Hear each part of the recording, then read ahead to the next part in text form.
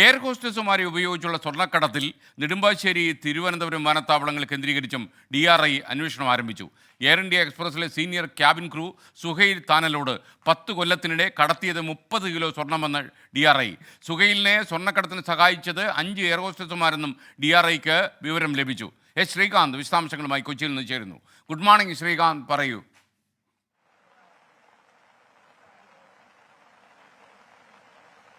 Good morning again എസ്കേൻ. ഇവർക്കൊക്കെ നല്ല ജോലിയും മികച്ച ശമ്പളവും ഒക്കെയാണ് ഉള്ളത്. എന്നിട്ടും ഈ സ്വർണ്ണക്കടത്ത് പോലെയുള്ള, അതും ഈ രീതിയിലുള്ള സ്വർണ്ണക്കടത്ത് നടത്തുന്നത് ഒരുപക്ഷെ ഇതാദ്യമായിരിക്കും എന്ന് വേണമെങ്കിൽ പറയാം. നിലവിൽ എയർ ഹോസ്റ്റസുമാരെ ഉപയോഗിച്ചുള്ള സ്വർണ്ണക്കടത്ത് കണ്ണൂർ വിമാനത്താവളത്തിൽ മാത്രം ഒതുങ്ങി നിൽക്കുന്നതല്ല എന്നാണ് DRI കണ്ടെത്തിയത്.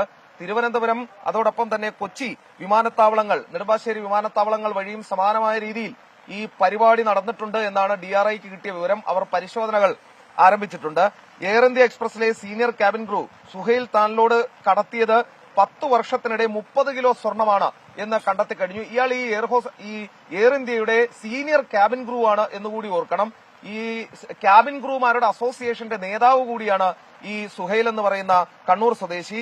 സുഹൈലിനെ സ്വർണം കടത്തിന് സഹായിച്ച 5 എയർ ഹോസ്റ്റസുമാരെ ചുറ്റിപ്പറ്റിയും ഇപ്പോൾ അന്വേഷണം പുരോഗമിക്കുകയാണ്. ഇതിലൊരു പ്രധാന കാര്യം, ഈ സുഹൈൽ ആവശ്യപ്പെട്ടിട്ടും സ്വർണം കടത്താതിരുന്നതിനെ തുടർന്ന് പണി കിട്ടിയ ഒരു എയർ ഹോസ്റ്റസ് ആണ് ഈ സുഹൈലിന് തിരിച്ചൊരു പണി കൊടുത്തത് എന്നാണ് ഇപ്പോൾ മനസ്സിലാകുന്നത്. അവർ നൽകിയ വിവരത്തിന്റെ അടിസ്ഥാനത്തിലാണ് DRI അറസ്റ്റിലേക്ക് കടന്നതെന്നും വിവരം കിട്ടുന്നു. കണ്ണൂരിലെത്തിക്കുന്ന സ്വർണം ഈ കൊടുവള്ളി സംഘത്തിന് വേണ്ടിയാണ് കൈമാറിയിരുന്നത്, അവർക്ക് വേണ്ടിയാണ് കൊണ്ടുവന്നത് എന്നും തിരിച്ചറിഞ്ഞിട്ടുണ്ട്. എന്തായാലും DRI ശക്തമായ അന്വേഷണവുമായി മുന്നോട്ട് പോവുകയാണ്. എസ്കേൻ, വിധി ദിനത്തിൽ 24 മാജിക് ജൂൺ 4 ചൊവ്വാഴ്ച രാവിലെ 5 മണി മുതൽ 24-ൽ.